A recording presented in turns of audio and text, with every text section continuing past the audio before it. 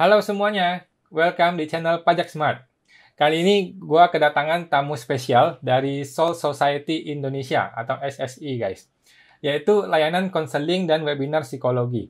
Tamu spesialnya adalah Kak Saras dan Kak Rati. Halo Kakak. Hai, Oke, apa kabar nih Kak? Baik ya Kak? sehat, sehat. Puji Tuhan Oke, sehat. oke. Makasih banyak ya Kak sudah mau hadir di YouTube saya ini. Jadi semoga kesempatan ini bisa membantu banyak orang ya.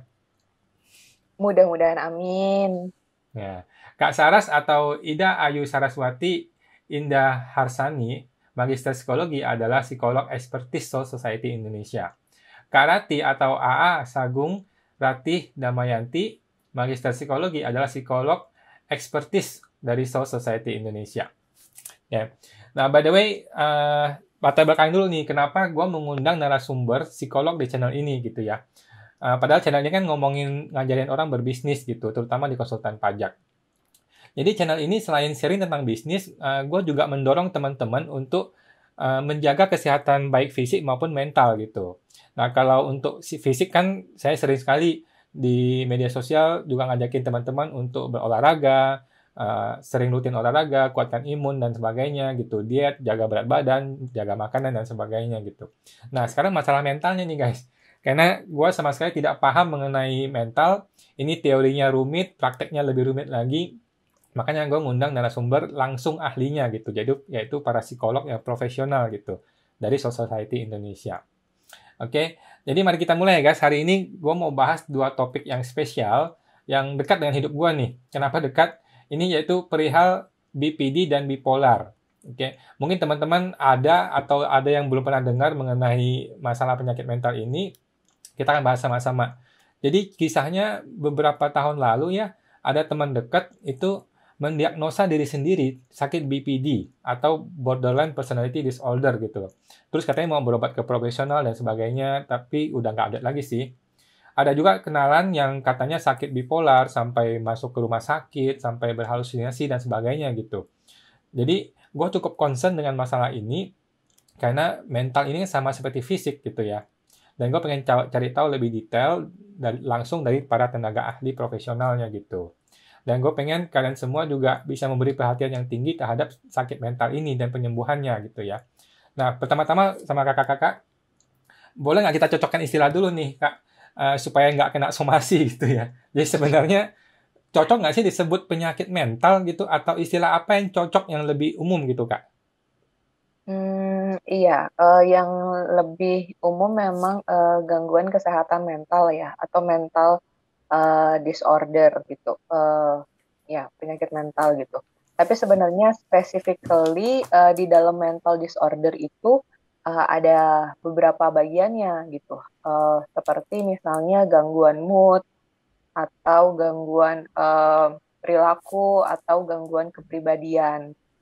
Jadi memang eh, banyak banyak banyak klasifikasinya gitu, banyak kriteria dan banyak kriteria yang harus terpenuhi dulu ketika seseorang bisa didiagnosa ada gangguan pada kesehatan mentalnya gitu.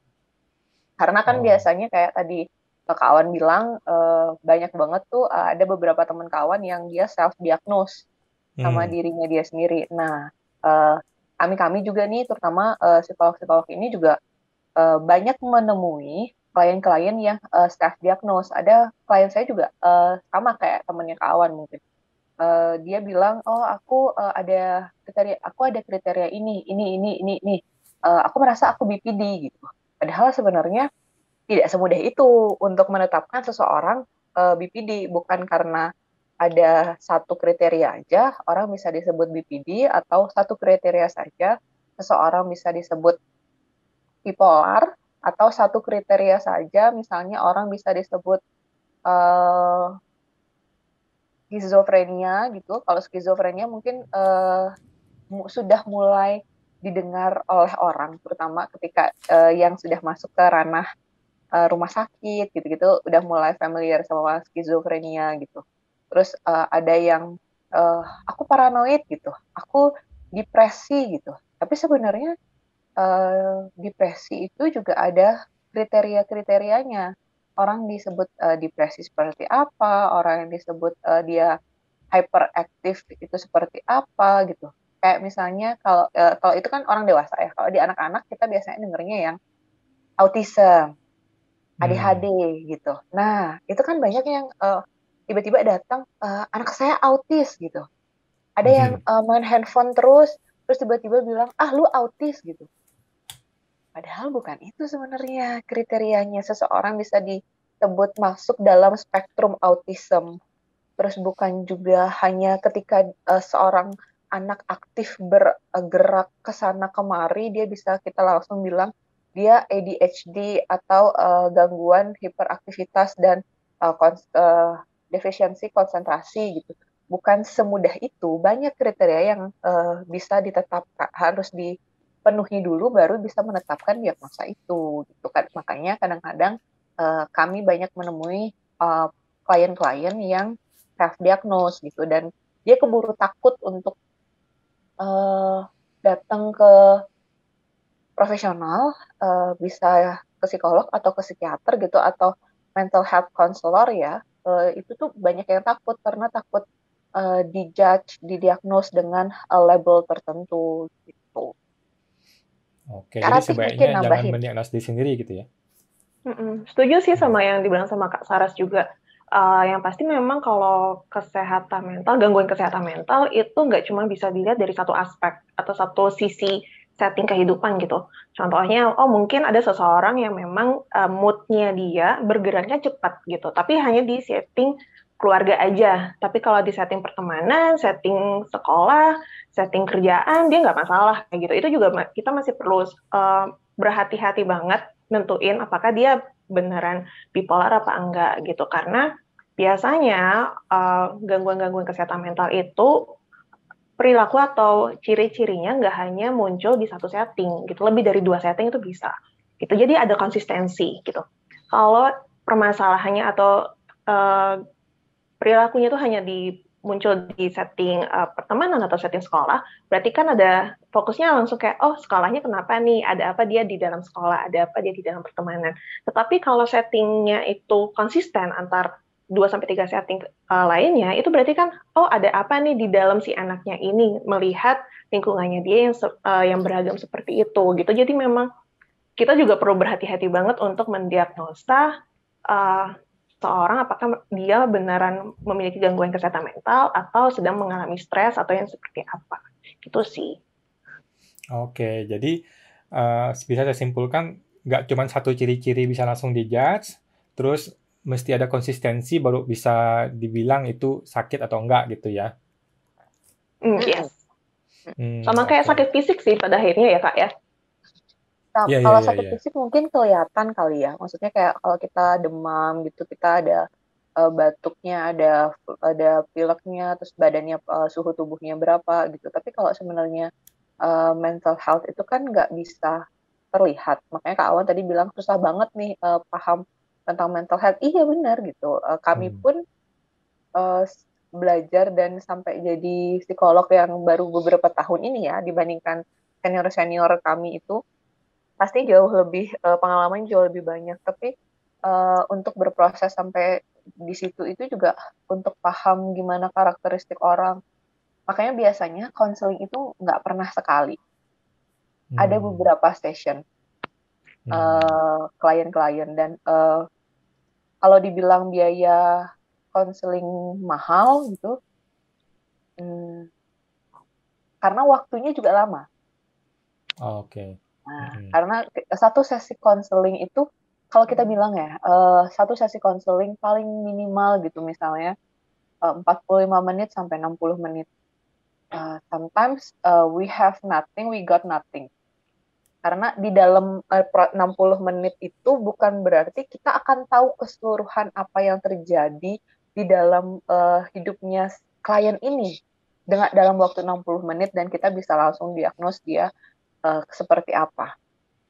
Hmm. Nggak bisa semudah itu. Mungkin kita tahu, oh mungkin dia ada kecenderungan karena masalah ini menyebabkan uh, terbentuk pribadi yang seperti ini atau moodnya dia menjadi seperti ini. Itu mungkin kita bisa ada oh memang nih ada tendensi seperti itu gitu.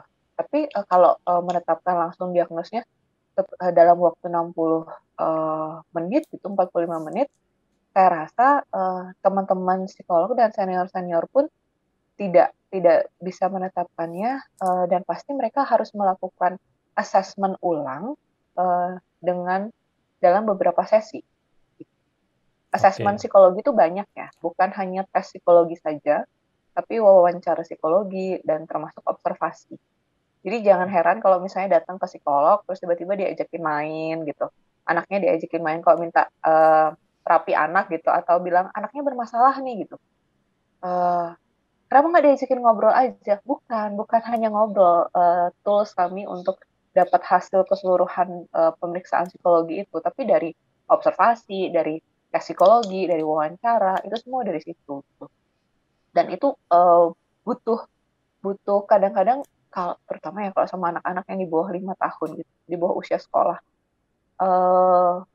teman-teman psikolog pasti mengiyakan butuh waktu yang banyak gitu. Pendekatan ke anak-anaknya belum melakukan gimana observasinya, belum mereka mood-nya berubah dan harus ditemani orang tuanya lagi.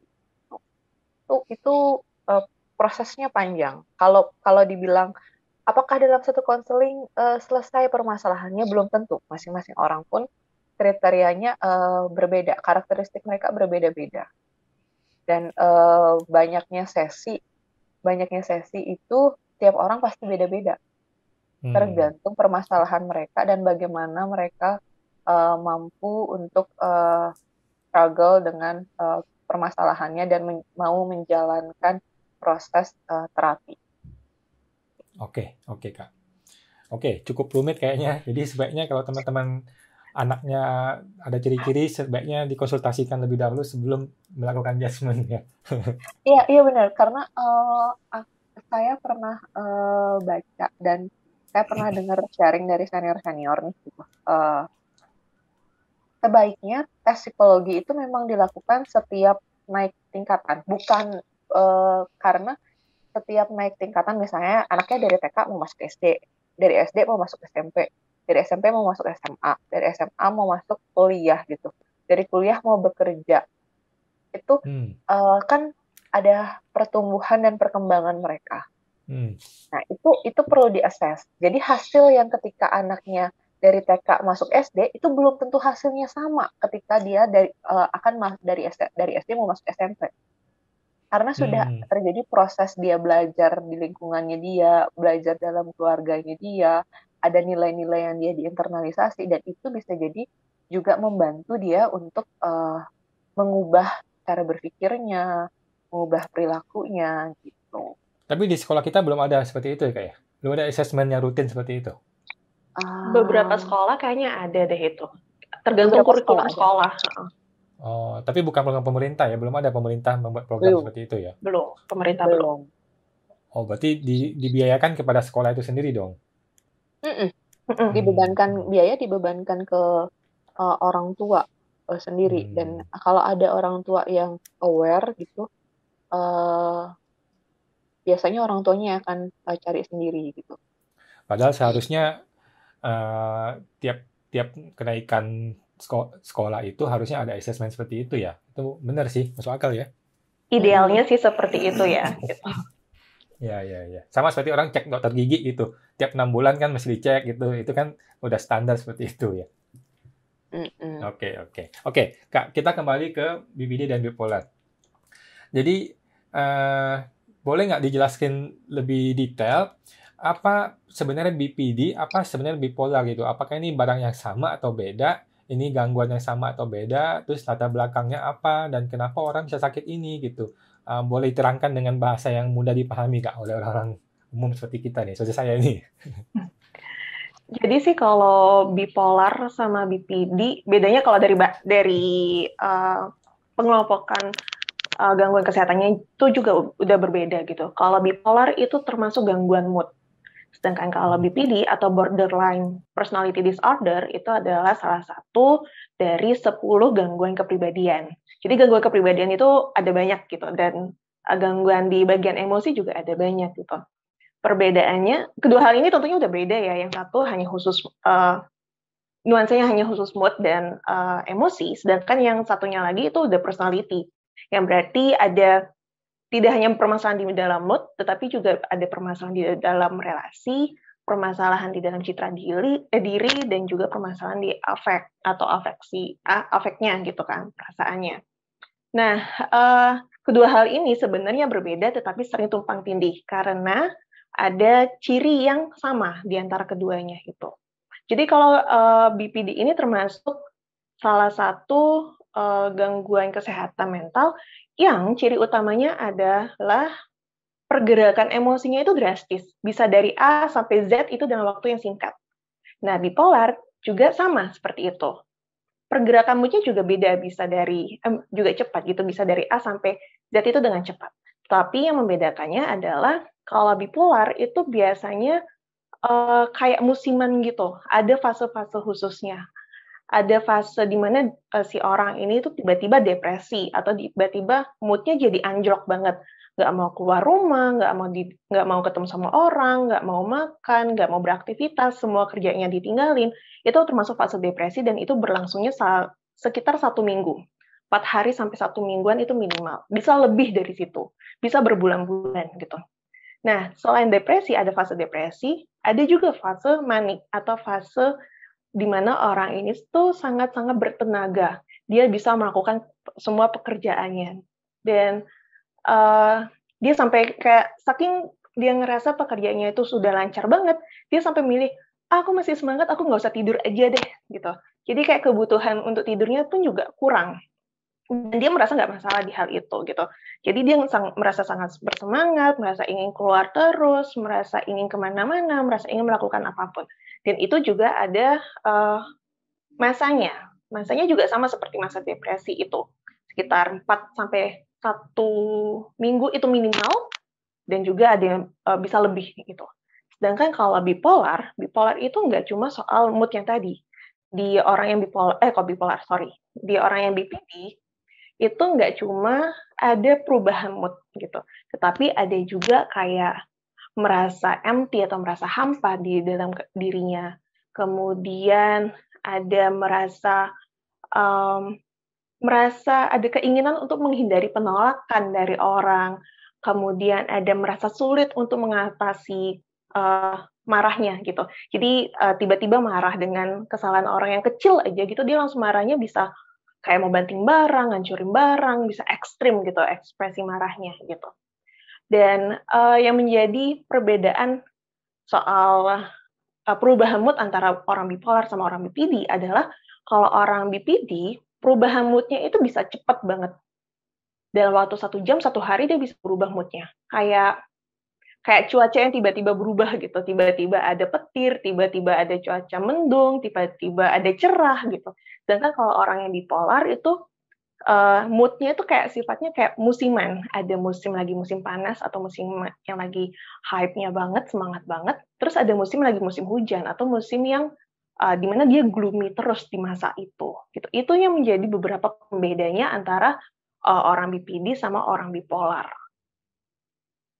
Gimana? Ada lagi Kak yang mau ditambahin? Kalau misalnya tadi dibilang BPD itu kan secara emosional, di dalam BPD emosional itu emosi, terus gangguan mood itu masuk di dalamnya, include di dalamnya, seperti yang tadi Ratih sudah sampaikan gitu. Kalau di bipolar dia memang sudah seperti berdiri sendiri gitu. Nah, kalau di bipolar perubahan mood-nya ini biasanya tidak ada sebabnya, dia langsung berubah, langsung ke shifting, langsung change gitu.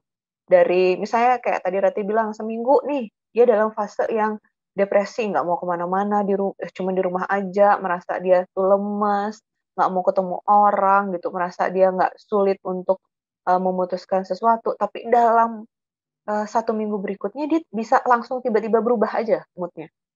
Tiba-tiba langsung pengen ketemu orang, langsung mau ngerjain semua kerjaannya gitu. Semua kerjaan yang udah ada setumpuk-tumpuk pun tuh rasanya kurang gitu. Itu tanpa reason yang jelas, tanpa ada trigger yang menstimulasi. Sedangkan kalau dia BPD, borderline personality disorder, dia ada triggernya. Jadi apa yang perubahan moodnya dia itu biasanya dipengaruhi hal-hal yang dari lingkungan atau sekelilingnya dia. Mau ya itu relationship-nya, terus misalnya kondisi lingkungannya seperti apa, itu langsung bisa mempengaruhi perubahan mood-nya orang dengan BPD. Dan orang BPD ini dia biasanya cenderung lack of self identity. Jadi dia kurang memiliki identitas dirinya, kurang tahu dia pengen seperti apa, inginnya seperti apa gitu, mau jalannya kemana gitu. Respons ke lingkungannya juga cenderung takut untuk ditinggalkan, dijauhkan gitu, seperti itu yang BPD. Ditambah lagi BPD ini biasanya lebih sulit untuk meregulasi emosi-emosi negatifnya. Emosi kan ada dua ya, positif dan negatif. Biasanya orang ngerasa ketika kita ngomong emosi, berarti itu emosinya adalah marah gitu. Padahal belum tentu, emosi itu ada yang happy, terus bisa jadi surprise, tapi ada juga yang di marah, sedih. Nah, biasanya di orang BPD itu sulit untuk kontrol, memanage emosi marahnya gitu, emosi-emosi negatifnya terutama dalam dirinya. Dan Oke. ditambah lagi orang BPD juga salah satu kriteria atau salah satu ciri dari orang BPD adalah impulsifnya. Itu ada keinginan dia untuk bergerak dengan cepat, impulsif intinya gitu ya. Pada akhirnya beberapa tindakan impulsif yang dilakukan itu bisa merugikan diri sendiri dalam kurang lebih dua setting situasi gitu. Entah itu di setting pertemanan, setting keluarga dan lain-lain. Beberapa perilaku impulsif yang mungkin dimunculkan atau ditunjukkan oleh orang BPD adalah misalnya substance abuse gitu, penggunaan obat-obatan terlarang, kemudian seks bebas, kemudian menggunakan uang ya speaking menyakiti diri sendiri gitu kan. Dan juga penggunaan uang yang tidak terkontrol yang pada akhirnya itu sebenarnya berdampak buruk ke dirinya sendiri gitu. Dan juga ada beberapa percobaan bunuh diri atau pikiran bunuh diri yang pernah dilakukan si individu tersebut itu. Dan juga ada pikiran-pikiran paranoidnya, kayak orang-orang akan menjauhkan diri dari dia, meninggalkan dia, orang-orang akan menyakiti dia. Jadi ada pikiran paranoidnya. Seperti itu juga di dalam orang BPD. Sedangkan kalau orang bipolar, mungkin dia akan melakukan tindakan-tindakan yang menyakiti dirinya. Tetapi itu tidak menjadi ciri utama atau tidak menjadi karakteristik utama dari orang yang bipolar gitu. Sedangkan orang bipolar ini karakteristik utamanya adalah perubahan mood-nya yang signifikan dan itu ada kayak masanya itu. Jadi hanya khusus di mood. Sedangkan kalau di orang BPD ada beberapa kriteria yang harus dipenuhi gitu. Seperti itu yang menjadi pembeda antara orang BPD dan orang bipolar. Tetapi karena ada beberapa ciri yang sama gitu, jadi ini tuh sering kayak dibolak-balik. Gitu. Jadi dianggapnya bipolar sama BPD itu sama gitu. Padahal enggak serupa tapi tak sama gitulah ya. Karena yang sama mungkin iya benar ada sama-sama gangguan emosinya gitu. Tapi yang satu rapid shifting, yang satu memang sudah seperti sudah ada ini jadwalnya berubah gitu. Kayak ada polanya gitu ya kayak. Ada polanya, memang sudah ada polanya kalau yang bipolar. Kalau yang BPD dia rapid shifting, cepat sekali dia berubah. Bisa sekarang dia lagi happy-happy, terus tiba-tiba ada orang yang ngelirik dia, terus itu langsung berubah, langsung moodnya jadi dia nggak suka, dia marah sama orang yang padahal cuma ngeliatin dia. Gitu. Oke. Terus Kak, apa latar belakang dari gangguan mental ini? Apakah, maksudnya kenapa orang bisa begini? Mungkin karena apakah parentingnya salah atau mungkin ada satu trauma atau apa gitu Kak? Iya, kalau di BPD ya, menurut beberapa penelitian, beberapa jurnal juga parenting itu mempengaruhi juga. Terus kemudian ada yang PTSD juga. PTSD itu post traumatic syndrome disorder. Jadi setelah dia ada trauma sama sesuatu gitu, dia menjadi sulit dipercaya sama orang lain, hard to manage her anger gitu. Gitu, itu bisa. Gitu. Kalau di bipolar biasanya lebih ke genetik ya, Teh ya gitu. Makanya sebenarnya ketika ada pasien-pasien atau klien-klien yang keluarganya memiliki gangguan mental, kita ajarkan mereka untuk berusaha untuk belajar menjaga dirinya gitu, family support-nya, gimana manage pikirannya, manage behavior-nya. Iya, dan juga kalau yang bipolar, karena ini genetik ya, ada kemungkinan kalau leluhur atau mungkin keluarga asal dari si individu ini juga memiliki gangguan mental juga, yang itu menjadi kemungkinan memperbesar kemungkinan si individu ini mengalami gangguan mental gitu. Sedangkan kalau BPD ini parenting menjadi salah satunya, genetik juga bisa, kemudian situasi yang traumatis juga bisa, atau juga mungkin secara temperamen juga bisa. Kemudian faktor lingkungannya seperti apa. Jadi kayak ada kombinasi antara nature atau dari dalam dirinya seperti apa, genetika, riwayat keluarga, dan juga pengaruh dari lingkungannya. Sedangkan kalau yang bipolar itu lebih dominannya di bagian genetiknya yang menjadi alasan kenapa seseorang bisa mengalami bipolar gitu. Tetapi tidak menutup kemungkinan bahwa lingkungan juga mempengaruhi si orang bipolar ini. Cuma dominannya itu lebih ke genetisnya. Oke, Kak. Saya baru tahu loh kalau gangguan mental tuh bisa genetik. Berarti kan bisa diteliti secara DNA dan sainsnya gitu ya? Iya, bisa. Baru tahu saya. Saya kira ada yang anak-anak gitu, misalnya kakaknya mengalami autism spektrum gitu. Adiknya juga mungkin mengalami itu. Gitu. Ada juga yang orang tuanya misalnya kayak tadi saya bilang orang tuanya dengan skizofrenia gitu. Anaknya juga mungkin mengalami bipolar. Nggak harus sama, tapi kecenderungan untuk mengalami gangguan mentalnya lebih besar. Oke. Mungkin sama kalau kita samakan dengan penyakit diabetes, mungkin beda-beda tipis ya. Gitu. Kalau diabetes kan akhirnya diwariskan ke anak atau ke cucunya. Makanya itu juga kita harus aware dengan hal-hal seperti itu. Oke. Jadi sebaiknya kalau memang ada riwayat ya sebaiknya dijaga gitu kayak. Dijaga. Oke. Terus katanya kalau BPD itu lebih banyak terjadi pada wanita gitu. Apa benar tuh, Kak? Kenapa bisa gitu? Banyak yang bilang seperti itu, tapi sebenarnya setelah kita lihat dan kita baca-baca gitu, penelitian tentang BPD ini sebenarnya inkonsisten. Kadang perempuan yang lebih banyak, kadang juga laki-laki yang lebih banyak gitu. Sebenarnya sama aja. Gitu. BPD ini bisa ada pada semua orang, baik laki-laki, baik perempuan gitu. Tapi kalau laki-laki dengan BPD biasanya dia lebih ke arah substance abuse. Instant abuse? Substance.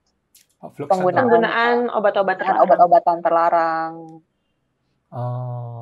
Kayak gitu. Alkoholik juga bisa ya, Kak ya? Gitu ya, alkoholik gitu. Itu laki-laki biasanya lebih ke kecenderungan ke arah itu. Destruktifnya, merusaknya ke dirinya lebih dengan cara yang penggunaan obat-obatan terlarang, minum-minuman beralkohol gitu. Kalau perempuan biasanya lebih ke masalah eating disorder atau gangguan pola makan. Misalnya seperti bulimia gitu, anoreksia. Tuh. Terus ada juga yang shopping ya Teh ya kalau perempuan. Oke. Mungkin kenapa perempuan lebih terlihat banyak gitu ya. Tadi juga sempat baca sih, memang kalau ini bukan data Indonesia ya, data berapa tahun yang lalu di US. Emang dari seluruh partisipan yang diteliti 75%-nya perempuan mengalami BPD gitu. Kenapa itu lebih terlihat banyak perempuannya gitu? Mungkin karena tadi kembali lagi yang tadi sempat kita bahas gitu ya Kak ya. Kalau perempuan ini kan lebih ekspresif sehingga lebih terlihat nih bahwa dia ada pola perilakunya lebih terlihat antara rapid shifting emotionnya itu. Dari A jadi B, dari senang jadi marah, jadi sedih itu kelihatan banget bedanya. Sedangkan kalau laki-laki juga tidak terlalu kelihatan kayak tadi karena perilaku destruktifnya banyak yang lebih ke substance abuse, terus alkoholik, terus seks tidak sehat, yang seperti itu mungkin yang menjadi bias, bisa jadi kayak bias kayak yang menjadi kayak kesannya kok kayaknya perempuan yang lebih banyak gitu, karena memang perempuan yang lebih terlihat, tetapi tidak menutup kemungkinan laki-laki juga ada yang mengalami BPD gitu. Setuju sih sama yang tadi Kak Saras bilang kalau memang semua orang tuh ada bisa aja kena BPD, entah itu cewek, entah itu cowok, tergantung dari genetiknya, tergantung dari lingkungannya gitu.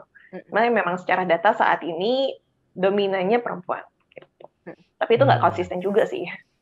Karena gangguan kesehatan mental tuh bisa terjadi pada semua orang gitu.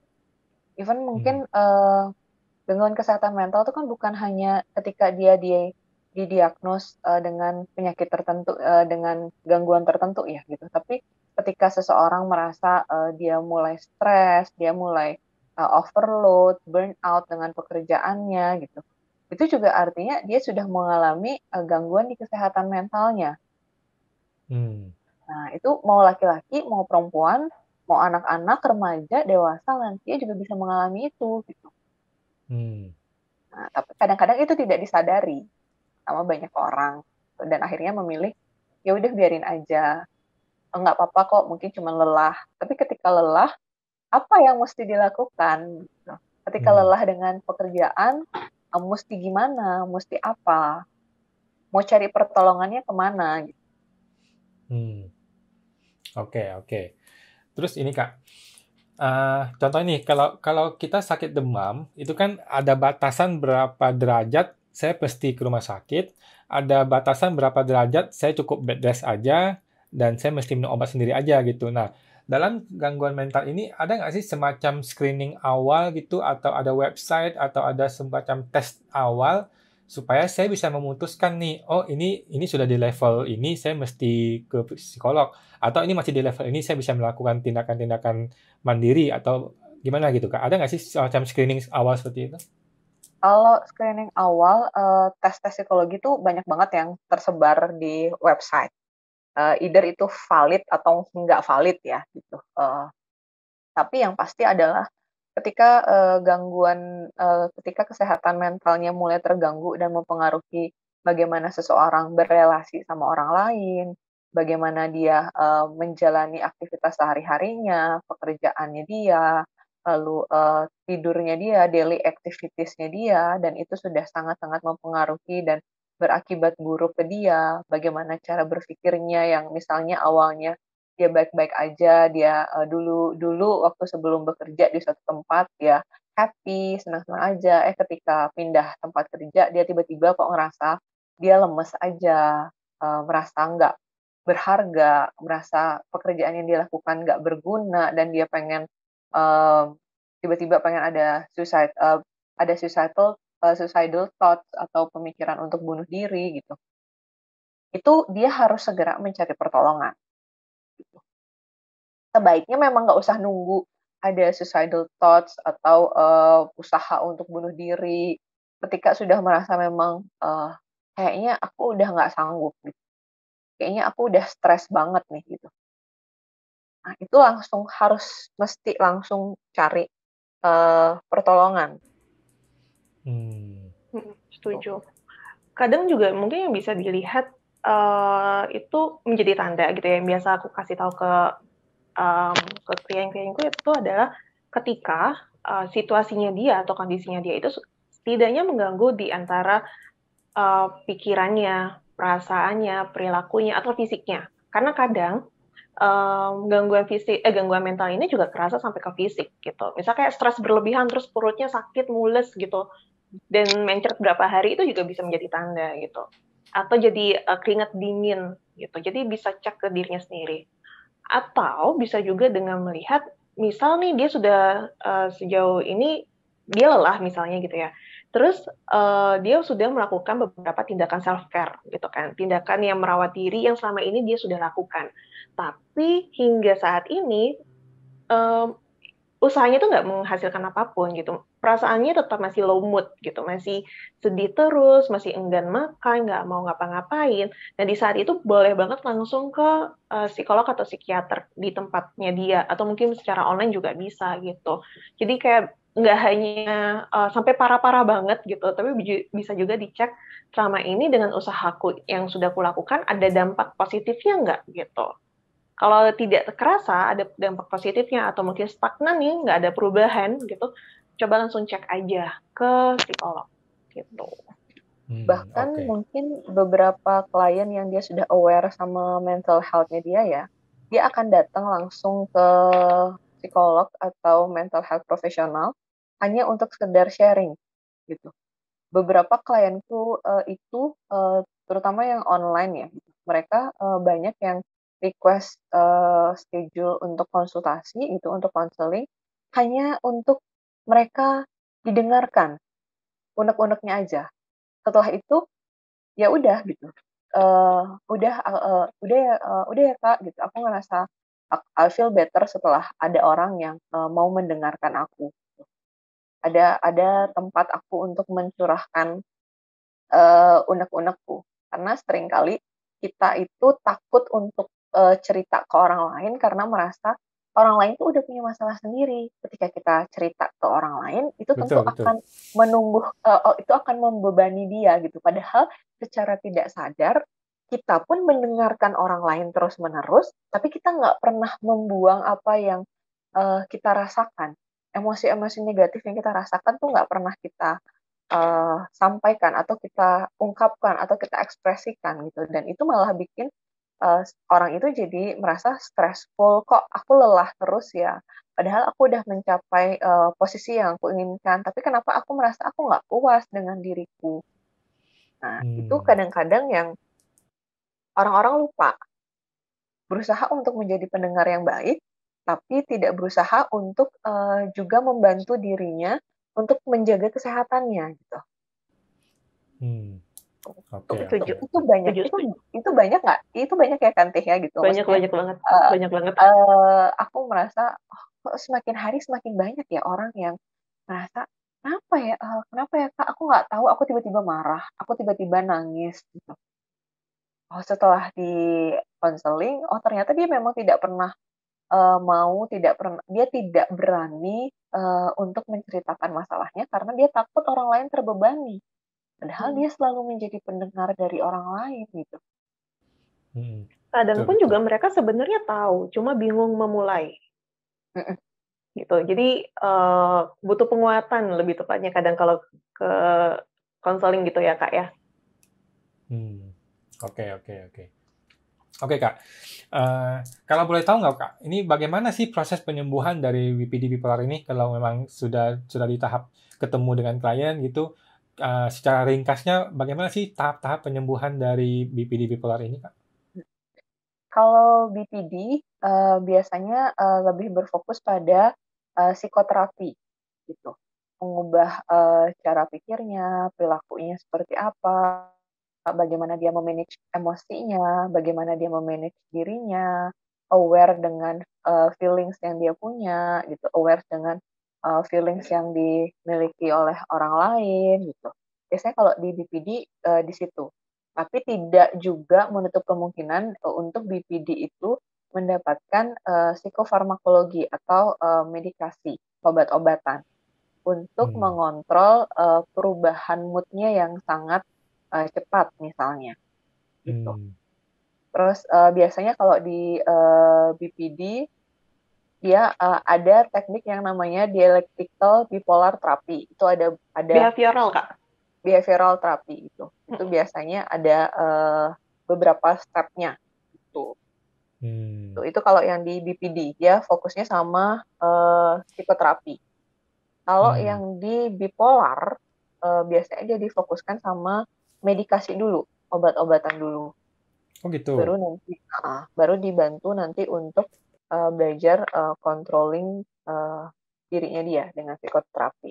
Psikoterapi itu ada yang CBT, kalau di namanya cognitive behavioral therapy, itu untuk di bipolar. Terus ada juga yang family terapi gitu.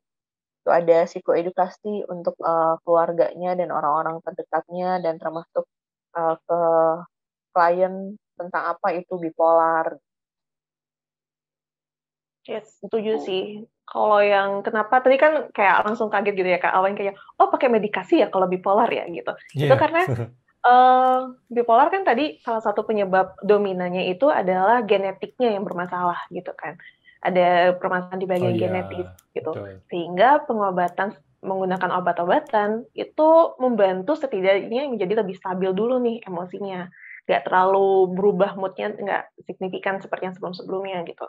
Ketika pengobatan psikofarmanya itu sudah membuahkan hasil atau setidaknya udah lebih stabil, barulah dimasukkan beberapa terapi-terapi psikoterapi itu yang gunanya untuk merubah perilakunya, kemudian um, Kontrol cara memperkenalkan, berpikir. merubah pola pikirnya gitu. Dan juga kenapa ke orang tua atau ke keluarga itu juga penting banget karena penderita gangguan kesehatan mental gitu sangat perlu support gitu. Namun sayangnya kadang orang awam atau keluarga itu nggak paham sama gangguan kesehatan mental itu seperti apa. Karena ya kalau di Indonesia sih masih belum awam gitu ya gangguan kesehatan mental itu kayak gimana, jumlahnya berapa banyak gitu. Sehingga keluarga perlu diedukasi juga nih bahwa seperti ini loh gangguan kesehatan mental yang dialami oleh keluarga bapak atau ibu, sehingga keluarga bapak atau ibu ini perlu melakukan beberapa hal untuk menunjang proses pemulihan dari si individu tersebut gitu. Jadi memang tidak bisa hanya si individu aja yang berjuang sendiri gitu. Support sistemnya pun harus ada gitu. Sebaiknya ada gitu. Karena kan kalau yang di bipolar juga dia sama ya, mirip seperti skizofrenia yang dia harus minum obat gitu. Itu harus ada yang orang yang sebagai pengontrol dia minum obat, Hmm. PMO. Nah, karena biasanya orang dengan bipolar atau dengan gangguan mental atau dengan skizofrenia gitu, itu biasanya sering lupa atau dia cenderung menghindari untuk minum obat. Padahal sebenarnya obat-obatan itu membantu dia untuk mengontrol permasalahan di sarafnya, permasalahan genetiknya gitu. Itu obat-obatan itu fungsinya untuk itu, gitu. Masih Tapi dipaksa minum obatnya ya? iya harus Ya. harus harus minum obat sesuai dengan anjuran dokter. Mungkin ada yang ketika baru selesai proses pertama gitu dia minum obatnya 3 kali 1 gitu, 3 kali dalam sehari gitu. Mungkin setelah dia mulai adaptable, bisa terkontrol, dikurangi dosisnya. Ada yang kayak gitu. Tapi Hmm. itu semua juga butuh support dari keluarga gitu. Apapun sebenarnya gangguan mental yang terjadi, support dari keluarga, support dari orang-orang terdekat itu sangat dibutuhkan. Hmm. Oke, oke. Terus ini Kak, kalau saya ada teman nih, contohnya nih, siapa tahu kalau saya ketemu teman yang kayaknya sih punya ciri-ciri BPD bipolar ini gitu. Apa yang sebaiknya saya sebagai teman nih lakukan gitu loh. Maksudnya gimana saya berkomunikasi dengan dia? Apakah saya bisa berkomunikasi seperti biasa-biasa saja atau sebaiknya saya menghindar atau sebaiknya saya segera menghubungi profesional atau bagaimana Kak sebaiknya? Berteman dengan biasa gitu. Oh bisa Karena seperti itu, biasa-biasa aja gitu. iya, berteman dengan biasa karena yang menjadi permasalahan mereka adalah bagaimana mereka mengontrol kalau BPD ya, mengontrol emosinya gitu, mengontrol cara berpikirnya gitu. Bipolar juga gitu, kontrol mood-nya gitu, bagaimana dia tahu shifting-nya gitu. Mungkin kalau beliau berkenan untuk menceritakan tentang bagaimana gangguan mental yang terjadi pada beliau seperti artis-artis, kan banyak nih artis-artis yang juga akhirnya mengakui bahwa mereka bipolar, bipolar terutama ya. Dan banyak banyak banyak juga artis-artis sekarang yang sudah mengakui bahwa iya saya datang ke psikolog Kenapa? Gitu. Ya karena itu adalah usaha mereka untuk menerima kondisi mereka. Karena ketika mereka menerima kondisi mereka dan orang lain di sekitarnya juga menerima kondisi mereka gitu, eee, itu akan membantu proses mereka bisa, adaptable dengan lingkungannya. Penyakit gangguan mental itu bukan penyakit menular gitu. Nggak semudah itu orang lain yang baru diajakin ngobrol terus akhirnya, bisa terkena gangguan mental juga, enggak. Cuman mungkin cara kita untuk memahami, beliau-beliau yang ada gangguan kesehatan mental ini mungkin akan lebih, berat gitu. Bukan lebih berat juga ya, tapi kita membutuhkan usaha yang lebih untuk paham, kenapa sih dia bisa tiba-tiba ada, rapid, shifting mood-nya, kenapa mood-nya bisa tiba-tiba berubah, kenapa dia barusan ketawa terus dia kok tiba-tiba nangis, ada apa? Kok dia bisa tiba-tiba seminggu kemarin kayaknya dia baik-baik aja, kok seminggu ini dia, nggak mau keluar kamar ya, ada apa? Gitu. Gitu. Itu, butuh, kita yang siap juga secara mental gitu, untuk, mendengarkan, untuk, menerima mereka. Mhm. Menjadi pendengar yang baik juga perlu banget gitu, teman-teman bipolar dan teman-teman BPD itu, eee, kadang mereka malah dijauhi kalau sudah memiliki label tertentu mereka ada kekhawatiran untuk dijauhi sama orang-orang gitu. Ketika diri ini punya temen nih yang, eee, diagnosa bipolar atau BPD, coba aja dulu didengerin, apa sih sebenarnya, yang sedang dirasakan sama orang tersebut, gitu. Karena terkadang perasaan sama yang terlontarkan lewat mulut itu berbeda, gitu. Rasanya tuh lagi sedih, tetapi yang terlontarkan lewat mulut itu, yang tersampaikan tuh kayak nggak Aku mau baik aja.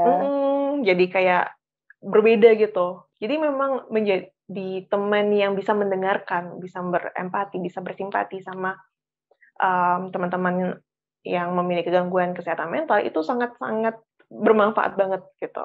Mendengarkan keluh kesahnya, mendengarkan secara aktif gitu, nggak cuma sekedar untuk kepo aja gitu. Oh dia bipolar, oke cukup sekian sampai di situ aja. Kan ada beberapa orang yang mau kepo doang kan, tapi nggak berniat bantu gitu. Gitu. Jadi Ah, kalau memang punya teman, coba dengerin dulu masalahnya seperti apa gitu. Jangan memberikan judgement juga gitu, karena mereka juga sudah lelah dengan judgement diri mereka sendiri gitu. Ketika mendengar judgement dari orang lain, juga tambah melelahkan gitu, tambah membuat mereka khawatir gitu. Dan juga kalau sebagai caregiver ya pada akhirnya gitu kan, menjadi caregiver atau memiliki teman yang bipolar atau BPD itu perlu tahu juga batasan diri sampai sejauh mana bisa membantu gitu. oh, oke. Jangan sampai kita jadi kayak hero syndrome. Apa Semuanya tuh, mau Kak? ngebantuin Mau hero bantu orang syndrome itu lain. mau ngebantu orang lain gitu. Menjadi Tapi penyelamat tapi di nggak siang tahu bolong.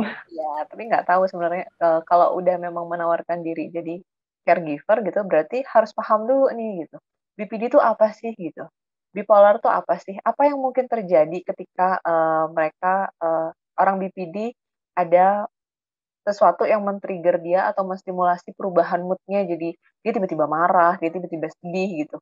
Apa nih yang tiba-tiba men-trigger dia gitu, atau yang bipolar, dia biasanya shifting-nya berapa lama gitu, dan apa yang terjadi ketika dia shifting mood. Ketika dia dalam fase manik, perilakunya dia seperti apa? Ketika dia dalam fase depresif, dia perilakunya seperti apa? Itu yang harus diketahui gitu. Makanya sebenarnya psikoedukasi untuk caregiver atau untuk family itu penting banget. Dan sebenarnya, kita dari, SSI terima kasih banyak banget nih sama, Kak Awan dari Pajak Smart karena kami diizinkan untuk share tentang, mental health gitu, supaya semakin banyak orang yang care dengan, mental health orang lain atau at least ketika belum bisa menolong orang lain, menolong dirinya dia sendiri aja dulu gitu. Hmm, Sehat, hmm, secara mental untuk dirinya sendiri aja dulu gitu, sebelum, hmm, hmm, kita menawarkan bantuan untuk orang lain. hmm. Betul, betul, Mm-mm. betul. Oke, Kak. Terus, bagaimana nih, Kak, Soul Society Indonesia, bisa dapat membantu orang nih kalau ada, BPD atau bipolar? Maksudnya step by step-nya gimana kalau orang pengen dibantu gitu? Apakah langsung ke media sosial atau ada website atau bagaimana ya, Kak? Kita ada websitenya soulsocietyindonesia.com. Di situ bisa coba dibuka di menunya. Di situ ada kalau nggak salah namanya layanan premium. Di situ ada beberapa psikolog yang sudah certified dan license, udah punya lisensinya masing-masing.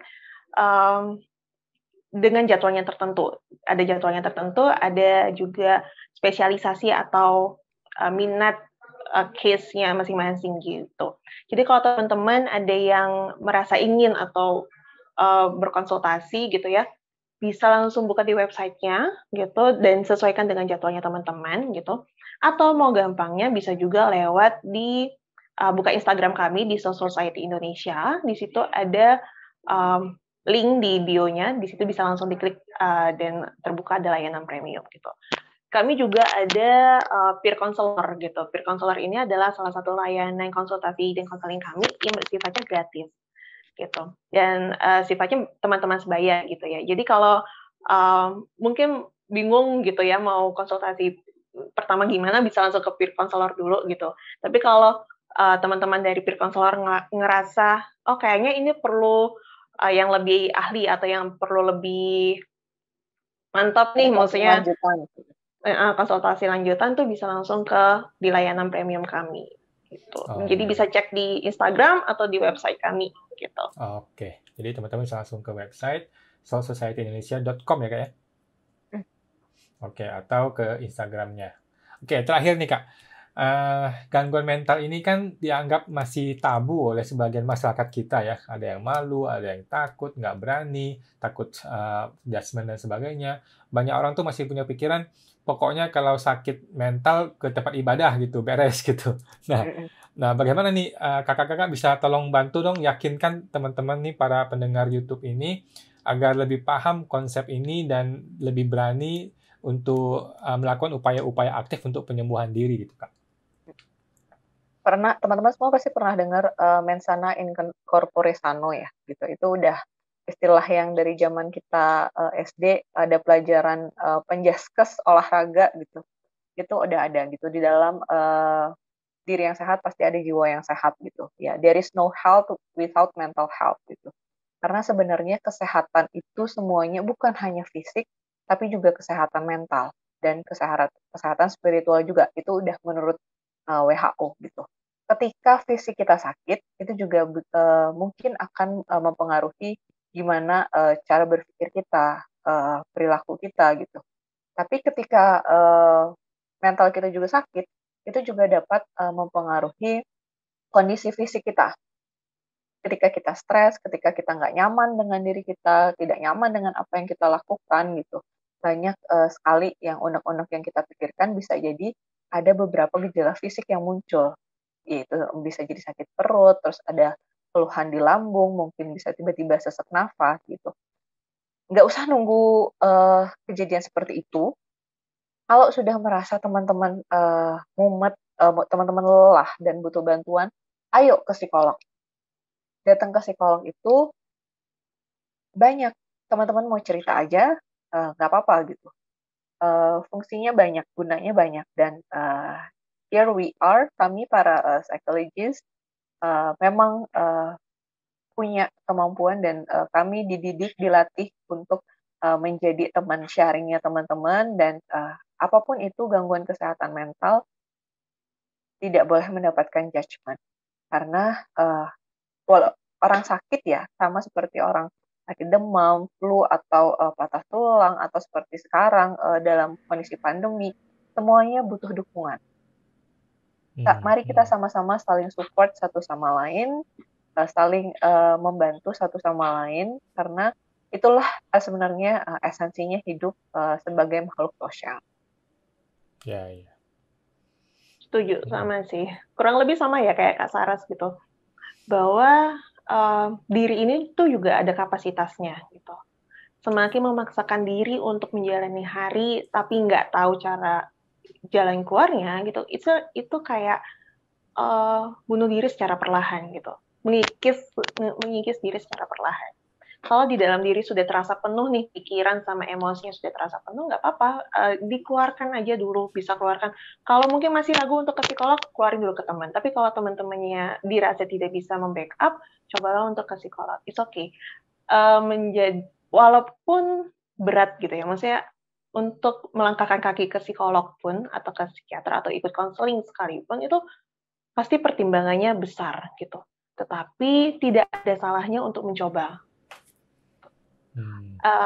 Istilahnya ya buat diri ngapain coba-coba gitu kan. Itu kayak tagline iklan ya jadinya ya. Gitu. Tapi maksudnya ya kurang lebih seperti itu. Ke psikolog atau ke tenaga ahli gitu ya, itu merupakan salah satu cara untuk menyayangi diri sendiri, salah satu cara untuk merawat diri. Sama seperti ketika kita sakit, kita ke dokter. Kalau kita ada permasalahan di masalah mental, kita bisa konseling ke psikolog. Bukan berarti teman-teman ini ya harus ke psikolog terus tanpa menggunakan sumber daya yang sudah selama ini dimiliki gitu, nggak kayak gitu juga. Kami di sini ada untuk membantu teman-teman, mensupport teman-teman. Tuh. Bukan berarti kami ingin teman-teman terus sakit dan datang terus ke kami, nggak. Kami juga ingin teman-teman cepat sembuh gitu. Setidaknya pulih untuk menjalani hari di masa depan dengan lebih tenang dan lebih nyaman. Oke. Tapi diingat juga ya, kami para psikolog bukan orang yang memberikan solusi dari semua masalahnya teman-teman. Seperti yang Ratih bilang tadi, setiap orang itu punya kapasitasnya masing-masing. Nah, kami bertugas untuk membuat teman-teman aware sama kapasitas diri, potensi yang teman-teman miliki. Karena ketika ada gangguan kesehatan mental, biasanya lupa dengan bahwa dirinya itu mampu. Dan kami tugasnya untuk itu. Gitu. Jadi kalau datang ke psikolog harapannya, aku pasti dapat solusi gitu. Iya, pasti dapat solusi. Karena solusinya ada di teman-teman sendiri. Tugas kami adalah membantu untuk teman-teman sadar bahwa teman-teman punya potensi, kapasitas untuk menyelesaikan masalah yang teman-teman rasakan, masalah yang teman-teman alami saat ini. Jadi ayo ke psikolog gitu. Oke, sip. Baik, semoga ini bisa banyak membantu teman-teman ya. Makasih banget pada Kak Saras, Kak Ratih udah mau ada di channel ini. Nanti semoga teman-teman bisa terbantu kalau ada sakit atau merasa ada ciri-ciri, sebaiknya jangan terlalu cepat untuk judgement diri. Sebaiknya konsultasikan dulu dengan psikolog profesional. Kalau nggak bisa offline, bisa online. Di Sosialisasi Indonesia juga udah bisa, ada websitenya, ada Instagramnya, teman-teman bisa langsung cek ke sana. Oke, terima kasih banyak untuk Kak Saras, Kak Ratih. Thank you juga. Thank you. Semoga ketemu lagi ya lain kali. Oke, makasih Kak. Sampai jumpa. Thank you. See you. Ya.